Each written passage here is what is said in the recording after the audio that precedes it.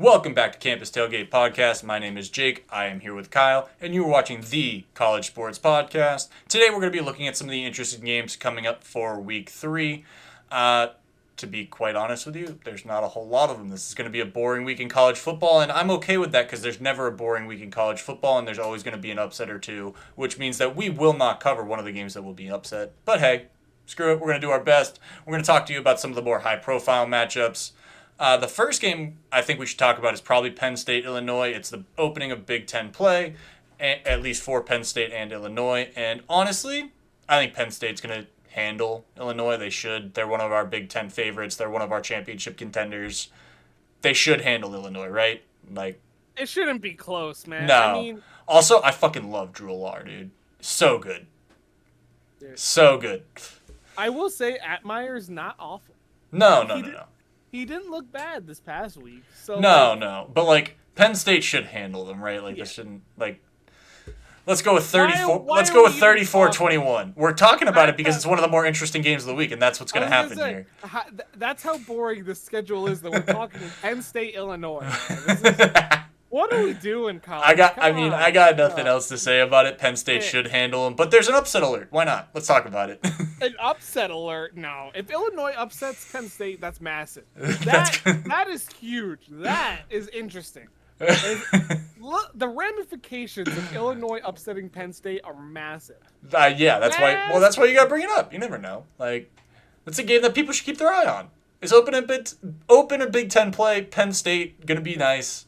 Should handle them 35-21. But hey, I mean, probably. Yo, how much are tickets to the Florida State Boston College game? They're actually there's like $200, dude. That sucks. But, yeah, I mean that's not bad. There might be some higher level ones, but who wants to sit in the upper decks? Yeah, no, I'm good. Nah, if I go to a Boston College game, I got to be row 2 like I was for Northern Illinois. Can't do anything else anymore. You're too spoiled. You can't do it again. When I tell you I was looking at the defensive coordinator drawing up stunts, I was actively watching him draw up stunts. But moving on to the next game that should be like somewhat interesting, LSU and Mississippi State open up SEC play. And again, LSU should handle this game, but the way they looked against Florida State, they haven't played in Week 2 yet. This is recorded before that, so we haven't seen anything that LSU has done. I think they're going to rebound and be fine. I think they should handle Mississippi State. Probably handled like 38-17. But you never know. It's the SEC. Mississippi State could have a couple dogs that are going to go out there and give LSU a hard time. As long as, LSU's defense doesn't let up 45 points again, it should be fine. But hey. Mississippi State is one of those sneaky teams in the SEC, too. They're one of those teams that's good, like Kansas State, they're good once or twice every decade, and then they go back to irrelevance. They're random. The Mississippi State is literally one of those random-ass teams that can somehow win 7 games, but beat the top 10 teams in the SEC. Like, they are do you remember the Dak Prescott year? Dude, so random. They got that dog in them, literally. The Bulldogs. Bulldogs have some dog. The Bulldogs. Dude, it's crazy. On that note, go Tigers. Yeah, LSU should roll. Look, should be on paper, LSU should roll over them. But it's you never know with Mississippi State. Never know. I mean, honestly, I'm going to move right into the next game because LSU and Mississippi State doesn't pique my interest too much, but that is one of the bigger games of the week. I think this one is actually really interesting when it comes to Kansas State versus Missouri because I think it gives us a glimpse into how good Kansas State really is.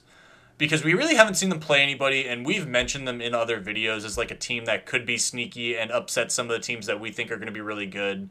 But we really don't know how good Kansas State is yet. We really don't. They lost Deuce Vaughn. They lost a couple other guys, and I really am interested to see how they handle an SEC opponent, even if it is Missouri. I think this could be a lot closer than people think. Or Kansas State is still that team, and they're going to put Missouri on a platter and beat them by 30. But, I'm interested to see it. Yeah, it's one of these tough games for me because, Kansas State is the defending Big 12 champion, right? They should have they should have everything together. Yeah. But, Missouri. But they've only played Troy up until that point. We watched them play Troy, but it's Troy. Missouri is still an SEC school. Granted, they're not the best, but they're a mid-tier, lower mid-tier SEC school. They're in the the SEC conference. yeah, they could probably win the Big 12 So like, I wouldn't go that uh, far. I'm going that They could far, man. compete in the Big 12 12. sucks. Big 12 sucks. They could go. They could. So like, it's gonna be an interesting game. Like, I actually, Yeah. this is the first one we've talked about that I don't really have a clear winner. Like, Well, it's like Kansas State. It's like Vandy, dude, where Vandy is like the Yeah, lowest of the low SEC, but they go 3-0 out of conference every year and then get smacked in the SEC. exactly. like Like, Vanderbilt honestly should move from the SEC to the ACC because I Move- actually think they could compete in that. Like, I think Yeah. Vanderbilt could actually be pretty competitive in the ACC, but in the SEC they just don't get enough. like I think football now. like don't get me wrong, I think they'd clock BC right now. Like Oh, they clock yeah. them. Like Like, Vanderbilt could go in the ACC. speaking and of be- which, and- as and of right compete. now, BC was in a fight with Holy Cross. I don't know how that ended, but They BC were was up. fighting. They should have. It was destroyed 31-28. It was 31-28, dude. Dude, Like what I'm is pissed. BC doing? I don't What is know. BC doing, man? But like no, like Head coach has got to Missouri get fired. could- Happily or Missouri whatever could his go- fucking name is. I don't know. I don't follow BC football. You should. No. Go back to Missouri Mizzou. Should go in. Should be able to handle Kansas State, not necessarily win, but at least control them. Like, See, I'm on the flip side. I feel like Kansas State should handle Missouri, but I'm interested to see what happens. It's so tough. Like I'm trying to see. ESPN doesn't have a spread yet for this game. No, they won't. They won't. Well, they might. I'm sure DraftKings has like a tempted one, like a preview. I'm gonna but- say it's probably Kansas State minus like 7. Yeah, that's probably fair. I could honestly see Missouri covering that though. Like, Yeah, I think this Missouri could be keep close. that I can keep it close. Like, I'm not like this is probably the most interesting game that we've talked about so far. Yeah. I actually think the next one is more interesting just because your boy Oh, Spencer Rattler is playing your Georgia Bulldogs there. And this is going to be a litmus test for South Carolina for me. Obviously, they had the litmus test with UNC and got clocked. But if they come out against Georgia and get absolutely clocked and Spencer Rattler throws 3 interceptions like he did last year, you can count me out on Spencer Rattler already, but I will be dogging on him if that happens. I don't care. I will be absolutely dogging on Spencer Rattler for the rest of the year. Heisman Trophy candidate, my ass. But no, I mean, I see this more as a litmus test. Like, I think Georgia win. Like, if Georgia doesn't win this game by 2 scores, I'd be surprised. But I also think it's interesting in the fact that Spencer Rattler could go off at any given moment. South Carolina should keep this somewhat close. By somewhat close, I mean 2-score game. Okay. Like I think Spencer Rattler alone is what South Carolina will need to be somewhat competitive here. That being said, Yeah. Georgia should win this game. If Georgia loses this game, I will. I don't think Georgia's gonna lose. I'm not even worried Yeah, about man. that. It's more interesting to see how Spencer Rattler performs. This is one of those games Yeah. where it's like, okay, we think like you think really highly of Spencer Rattler. Like there are people like me who really don't. And if he goes out there and throws 3 TDs, no picks, looks really good, and they still lose, nobody's gonna put it on Spencer Rattler. It's fucking Georgia. They are the back-to-back national title champion. Like even if Spencer Rattler has 1 interception, I'm not. Depending on if it's like an interception that Patrick Mahomes had on Thursday. oh my like, lord, dude, If that it's was like even like on the stat sheet, he has an interception, but like it's no. not But I mean, if he really plays on well, him. like that's really good for Right. him. If he doesn't Yes. play well, then it's just Yes. another notch in my belt where I'm like, no, Spencer Rattler fucking sucks. He did look good against UNC. Like I gave him I his was credit gonna for say that. he Yeah. looked good. He looks pretty decent. Like it could against be it could be that exact same situation, and I will again give him his props. But I love destroying Spencer Rattler. Why? Because he's a cocky bastard. Don't You even get me love started. hating. You love hating on Spencer Rattler. I love hating on Spencer Rattler, dude. I think he's awful.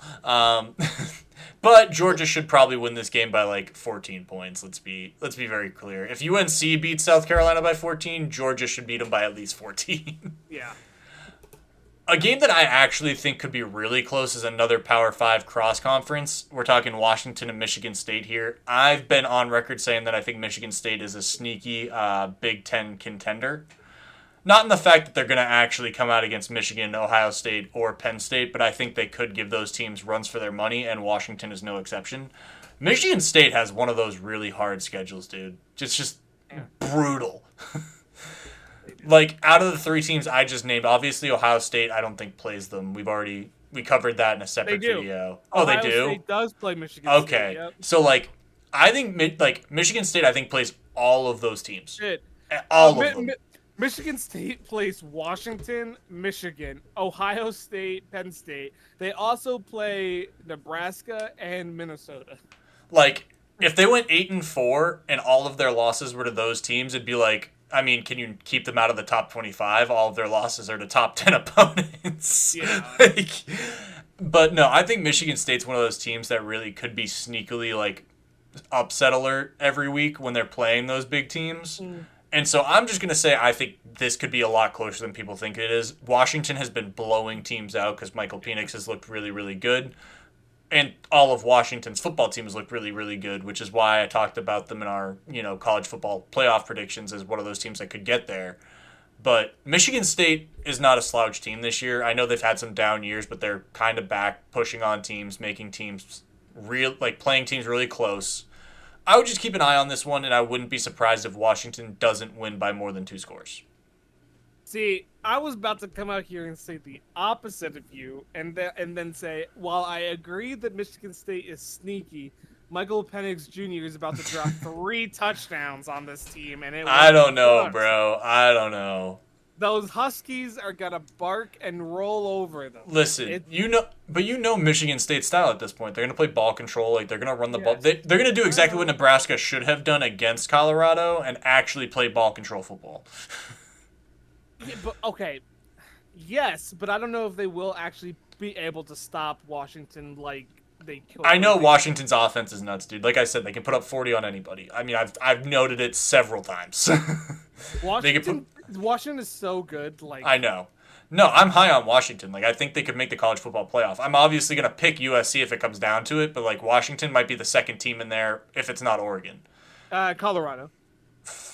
No. Fuck no. Fuck off with that. No. If you haven't seen our video from Monday, go watch our early college football playoff predictions because Kyle over here says that Dion and Colorado are going to the college football playoff. I can't wait to put that headline up. Robust. It's fine. I mean, I really think this game could be interesting. You think they're going to beat them by 3 scores. I'm fine with that. Okay. Oh, wait. Paul, I said they could beat them by 3 scores. You think it's going to happen. Don't even act. Yeah, all right. Fuck it. Why not? Don't even act. Three-score game, Washington's rolling them. Oh, my Lord. Now, we're going to get into the 2 games that I like, rivalry games where I'm like, okay, this is going to be really good. We only have 7 games for you that are really interesting this week. It's just one of those weeks. It's one of those weeks, man. But Florida and Tennessee is a noted rivalry game. If you haven't watched the Swamp Kings documentary, wait until after this episode is over and go to Netflix and watch the Swamp Kings documentary. But Florida and Tennessee is a very, very heated rivalry. Tennessee is obviously more talented than Florida is, but I think Florida gives them problems. I'm pretty sure they're in the Swamp this year, too. They are, yeah. They're in Florida. They're in the Swamp. I think that's going to be an electric atmosphere, dude. I really do. With the way that Florida came out flat against Utah, I mean, I think Graham Mertz played really well. Their running game needs to be relied on more heavily. They have Trevor Etienne, Travis's brother. And they really should be leaning more into that run game. Graham Mertz looks solid, but he threw 40 times, and that's really not what you want from Graham Mertz, who is a solid quarterback, but he's not going to lead your team to he's not going to be the reason you win. Tennessee, on the other hand, has Joe fucking Milton. And that dude has a fucking cannon.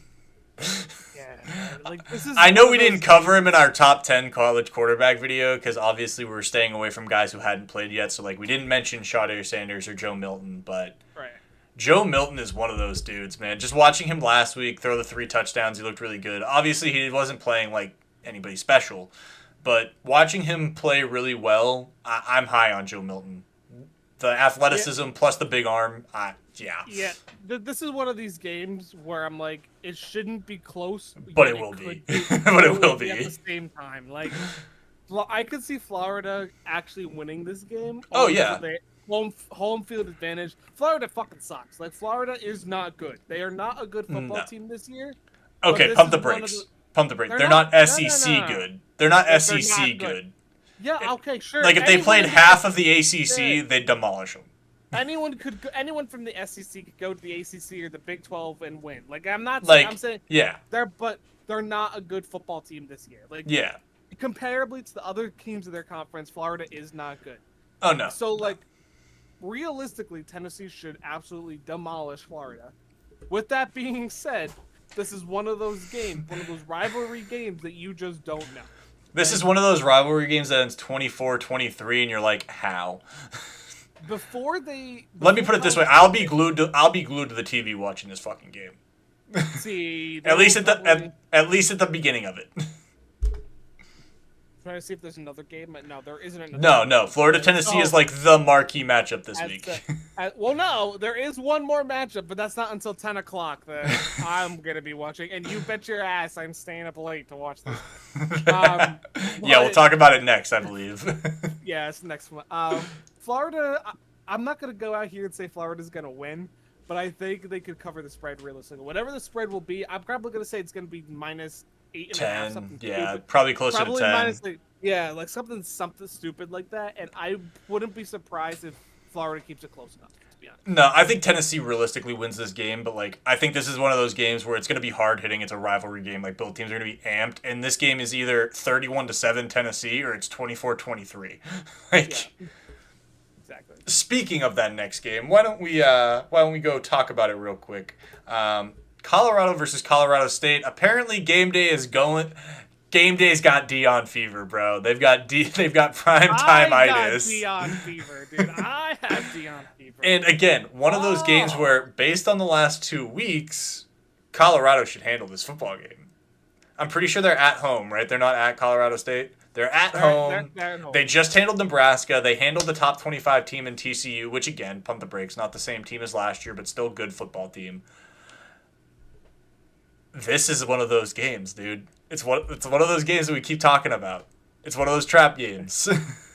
It is one of those trap games. That being said, I don't think this is close. No. Colorado State is just not it this year, and like Colorado State is going to be an eventual building block of the new Pac-12. Colorado State is going to be one of those teams that moves from the Mountain West. I would put $100 on that right now. Oh yeah, that's pretty something. But like right now, they just don't have the recruitment to compete with what Colorado can do. Like this Deion Sanders-led team is phenomenal. I have Deion fever. I don't know why you don't have Deion fever. I do, bro. I bet on them this week. Not enough. You don't have enough Deion fever. No, I'm just realistic, dude. Like best case, it's 9-3, 8-4 for me. Like best case. Now I will say I really like the fact that they overcame some adversity today with the slow start against Nebraska. I think this team's locked in. Like they could give anybody a run for their money. I'm not saying they can't. Like from what I've seen, they can give anybody a run for their money. But also, I saw that first half against Nebraska, and I'm a little worried. But also, their defense stepped up when they needed them to. So like. Huge props to Colorado, like going from giving up 42 to giving up 14 in Nebraska. No, this game should be like 42-14. But again, one of those college like here's the reason that I don't think it's going to be a trap game for Colorado. Like I know that I've said it could be one of those games. Deion just seems to have these dudes lasered. Like they are on top of it.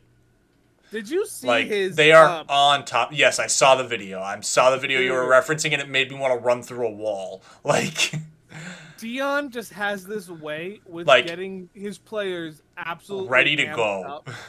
I wouldn't be surprised if Colorado wins the national championship in 5 years. Yeah. No. Also, honestly, I'm not gonna lie to you. People are gonna want to play with him. People are gonna want to play for him. Bro, they have 5 stars visiting like next week. They have 5 stars visiting next week.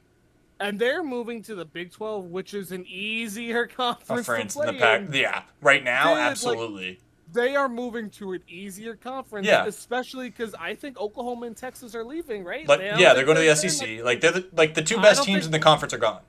Like their only competition is leaving the let me put it this way: the 2 best recruiting teams in the conference are gone because Texas and Oklahoma are noted as being the best recruiting teams in the Big 12. But if I'm Colorado, I'm looking at the Big 12, and I'm not worried about I'm salivating. I am not worried at all. Also, let me tell you, Shedeur Sanders may be my most interesting quarterback in all of college football right now. Like my favorite. He has surpassed Quinn Ewers. I've moved on. Did you see him do the Deion's his father's dance after he scored? Like, don't get me wrong. Obviously, Caleb Williams is still the best quarterback in college. But Shedeur might be my most I will watch him all day. I think Also, the way he just stands in the pocket is so interesting to me because he just stands there. He's like, but he's athletic. He's It's so so funny. He could make an NFL team fucking ballistic, dude. Oh, The yeah. NFL, when he gets drafted, he's eligible this year, right? I think so, but he'll probably stay. I don't think he moves on. I You don't think think his so? draft stock is high enough. Even if he wins a Heisman, I don't think so. Because think about it, like, 'Cause I do. you got to compete with the Caleb Williams of the world, the Drake Mays of the world, the Michael Penixes of the world, and obviously he could build his draft will. stock, but like, He is this year. I don't know, Obviously, like if he obviously we're waits, gonna he see. could be the number one pick. Like that, you got to weigh all those options. Like, I see what you're saying. yeah, like unless Caleb Williams decides not to go, which his father apparently said. We should make a video. We're on going that, to. be We're gonna honest. We're gonna talk about that in the Pac-12 lawsuit at some point. And honestly, I hate it. I'm gonna preview that video right now. I fucking hate that bullshit. Joe Burrow went into a bad situation. Look where they're at. Yeah. Fucking Josh Allen went to the Bills that hadn't won shit in 40 years. Let's see other examples. Pat Mahomes and the Chiefs. Really, I mean that was a good situation. Yeah, But like, that was not a good situation at the time. They were yeah, still it was. I losing. mean, they were a playoff team. Barely. The But, AFC like- West. The AFC West was falling apart when Mahomes left there. But, like- this is a topic for another day. It also depends on who you are as a quarterback. Like if you're that dude and you're supposed to be like Caleb Williams, like be that dude then. Sorry, not sorry. Like There's no way he actually leaves, right? There's no way he comes back, right? There's no with way the NIL, I think there's a possibility, dude. Like with the NIL, he's making $3 to $4 million. Like he's chilling, dude. He's sitting on fat cash at USC right now, not paying for anything. He's on full ride. He gets housing. He's just sitting on $4 million. Which don't take this as an anti-NIL rant. I'm just saying, like, if he's considering his options and really doesn't want to play in Arizona, he could just go sit and accumulate another $4 million. Go to Arizona, make the Cardinals an actual team to compete. Like before Joe Burrow went to Cincinnati, they were the fucking laughing stock of the AFC. Same with the Bills with Josh Allen. Like we already covered this. Like if you want to prove you are the guy, Yep. go. Like Baker Mayfield. Trevor Lawrence in Jacksonville. Baker Mayfield went to the fucking Browns and brought them to the They playoffs. were relevant for a second. Like they were relevant. Like Mind you, that shoulder injury fucked him, dude. That was yes, like Baker Mayfield then had a shit situation after. Yeah. But for a second, Baker Mayfield made We'll the Browns talk about it. We're relevant. gonna talk about it. Let's get off this tangent. This is our week 3 yeah. previews. We're talking about Caleb Williams now. As you can see, we love this stuff. I mean, make sure to go. I mean, honestly, do you have anything else to talk about? I'm good here. I I'm good. think we're solid. Honestly, guys, make sure to go follow us on all of our socials. Our TikTok and Twitter and or X, whichever you were calling that, are on the screen. Make sure to hit the like button and hit the subscribe button. If you need a reason to hit the subscribe button, it is because we are the College Sports Podcast. We're covering the 2 majors with college football and college basketball. We're going to cover men's and women's college basketball. Caitlin Clark and Angel Reese obviously make women's college basketball one of the more interesting sports. We're going to cover college hockey. We've got college baseball, college lacrosse. And honestly, if you want to see us cover something else, let us know. We'll cover ultimate frisbee for all we care. We're about it. We live this life. And honestly, that is the reason you should hit the subscribe button. We are the College Sports Podcast. Leave a comment. Let us know what you think. Let us know if we did well. Let us know if we think some of our predictions are so off base that we suck. And on that note, peace.